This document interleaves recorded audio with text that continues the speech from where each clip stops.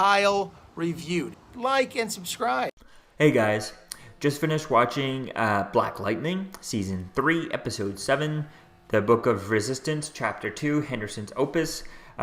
This episode was interesting. There's some parts that kind of really pissed me off is when Gamby goes he puts on this fake face and stuff, and he goes in with Lynn to the SA headquarters, and then when they're in the room together alone, he turns it off so he could be him talking to, and then when he's in a room alone, he turns it off too. Why the hell is he doing that? Why is he risking doing that? He doesn't know if there's any secret cameras in there. He doesn't know if someone could just walk in or walk by those glass windows.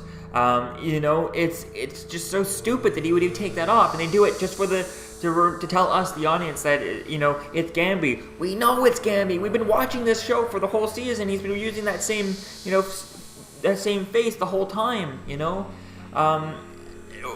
Why? It doesn't make sense. Just have his voice pop up, or write it into the dialogue so that the other person, calls him Gamby, type thing. Or have him, somewhere outside of the SA headquarters, he turns it on, just inside the lion's den. Why would he risk revealing himself like that? That's just the stupidest decision that the character would not do. So yeah, that pisses me off every time he does that. And then we get Henderson, just trying to do some stuff, trying to get some people out, and actually Black Lightning ends up kind of fooling his plan by stopping his bomb and stuff. So that's kind of interesting, dealing with that kind of relationship and how they're kind of butting heads on the situation here. So I really like that here. You got some scenes where, Black Lightning saves the ASA agent, and then later on he attacks them and stuff. I like how he's kind of playing both sides, but he has his own viewpoint on how to deal with this, right? So that's kind of interesting there.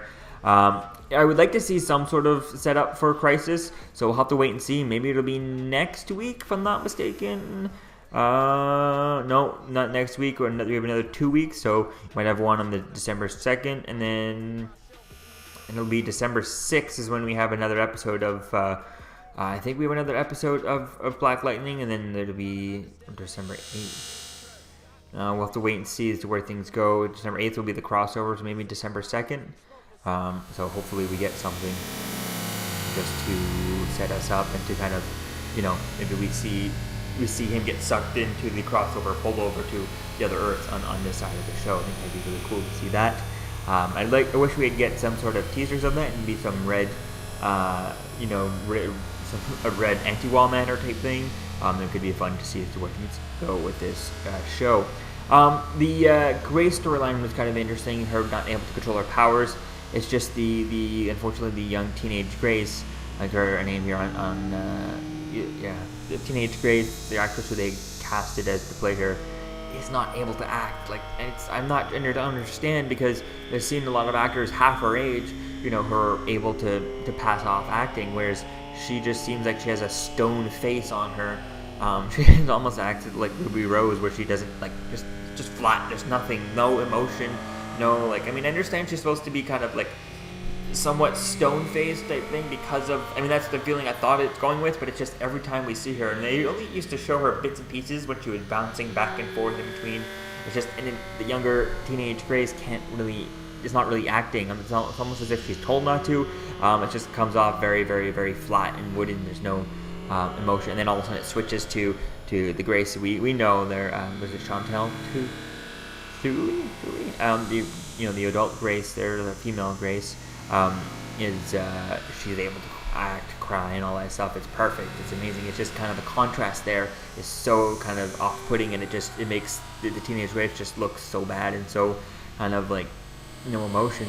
And then yet when you look at the character, the story around the character, when she turns into that character, she should be even more emotion. So the younger actress should be the one who's doing all the emotional acting, and we're just not getting that from this actress. So I don't know, maybe they need to find another one for her to switch to, but then they'd have to explain that all away.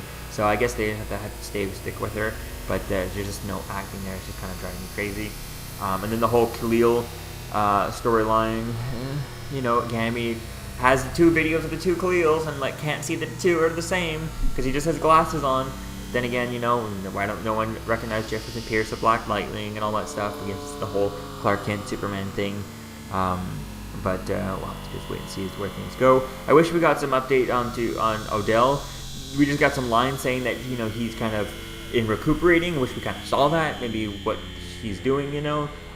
If who's working on saving him, you think Lynn would be put onto that to help save him, right? Instead, than someone else who's clearly not going to be as smart as Lynn or something. But we'll have to wait and see as to where things kind of go. And then the storyline between Jennifer and Brandon, nothing really moves on there. Nothing really changes there. They just have a little bit of an argument.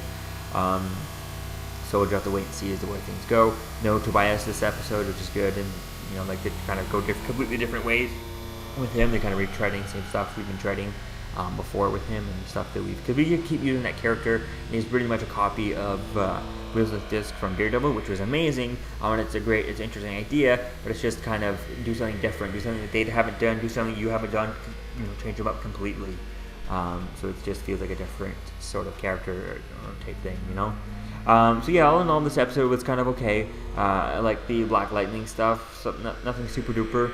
I don't know, I really don't like who is it in charge now, but the new person in charge at the ASA, I can't think of her name there, but all of a sudden she was wearing the hat and all that stuff. Now she's wearing this kind of tuxedo and all hair back. It just doesn't look like the character, and her outfit this episode who's now taken over for Odell is just kind of, it just seems out of place for the character, and her look seems kind of weird.